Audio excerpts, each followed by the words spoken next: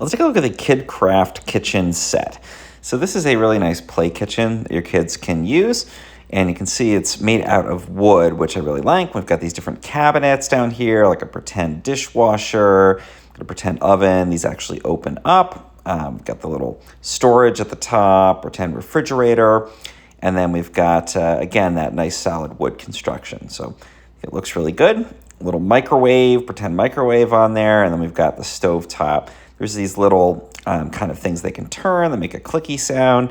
They've got a pretend sink that they can switch on and off there. And overall, just a really nice play kitchen. Like that it has the modern touches, like the backsplash, and got the little oven down here they can open and close. And overall, I think it looks really nice in the room. Plenty of storage for all of the items they want to have on there, different toy, frying pans and that type of thing. And I also like that it's got the pretend clock on the front there. So overall, really nice toy kitchen here.